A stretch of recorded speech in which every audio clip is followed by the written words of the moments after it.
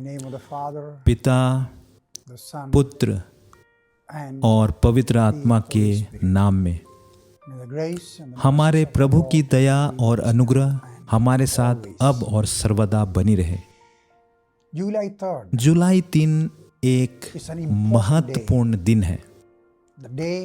हम इस दिन को हमारे प्रभु यीशु मसीह के शिष्य प्रेरित सेंट थोमा की यादगारी में मनाते हैं, जो भारत आए थे, और इसे सेंट थॉमस दिवस के रूप में जाना जाता है। आप जानते हैं कि यह अजीब बात है कि ऐसे लोग हैं जो नहीं सोचते कि यह उत्सव मनाना हमारे लिए महत्वपूर्ण है, तथा इस दिन को एक विशेष दिन के रूप में पवित्र कलीसिया के अगुओं को स्मरण करना है। लेकिन हम भारत के राष्ट्रपिता महात्मा गांधी जी को नहीं भूलते। हम इतने सारे लोगों के नाम नहीं भूलते और हम उनका जन्मदिन मनाते हैं।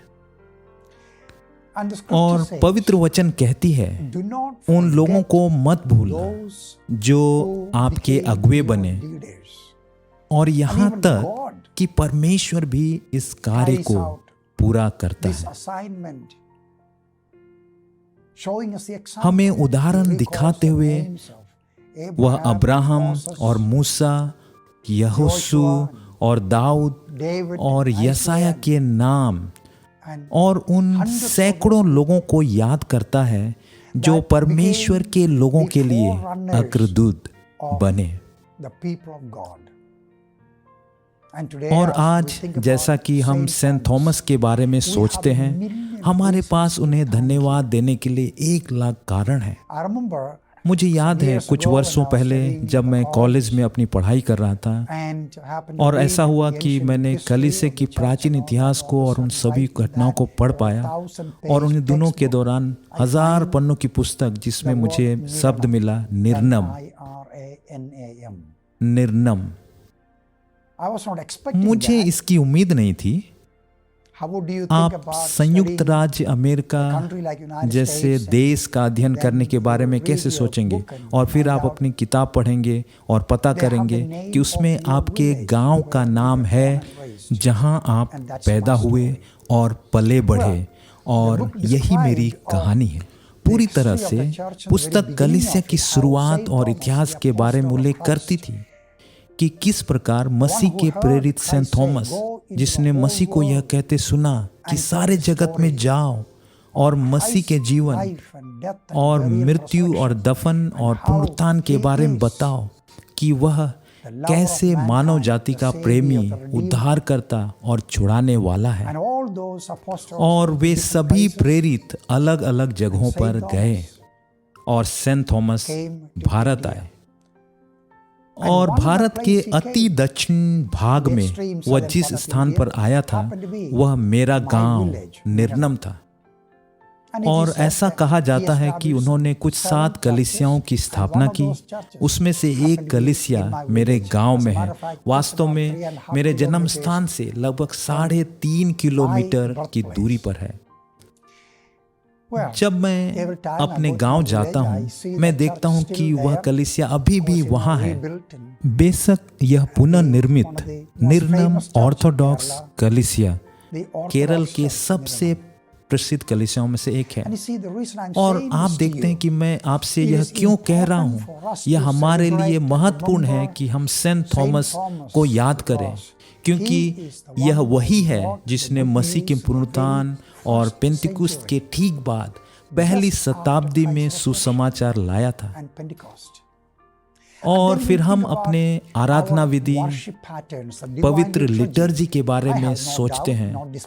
मुझे इसमें कोई संदेह नहीं है कि पवित्र कलीसिया आज क्या ग्रहण करती है और ऑर्थोडॉक्स पवित्र लिटर्जी है।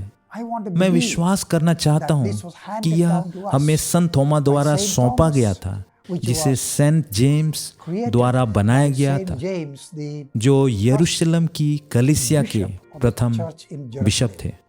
पूर्ण रूप से हमारा विश्वास और परंपरा सब कुछ कलीसिया के इन महान अगुओं के साथ जुड़ा हुआ है। और प्रभु यीशु मसीह ने स्वयं अपने प्रेरितों को भेजा, और मैं संत थॉमस के लिए परमेश्वर को धन्यवाद देता हूँ, जो सब कुछ त्याग कर मसीह के प्रेम को बांटने, बीमारों और पीड़ाओं और जरूरतमंदों की देखभाल करने भारत आने के लिए तैयार थे। इसलिए हमारी यात्रा जारी है। आइए हम सेंट पॉल के शब्दों को याद करें, जिन्होंने कहा था कि जैसे मैं मसीह का अनुसरण करता हूँ वैसे ही मेरा अनुसरण करें।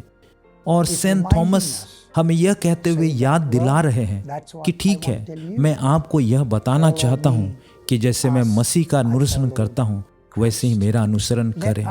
आइए हम जाने के लिए तैयार रहें, उन जगहों और लोगों के पास जाएं जिन्हें मदद की जरूरत है, हमारे पड़ोस में, हमारी अपनी संस्कृति में, उन लोगों के पास जो हमसे दूर रहते हैं, लेकिन ऐसे लोग जिन्हें बहुत जरूरत है, विशेष रूप से इस कोरोना वायरस संकट के दौरान।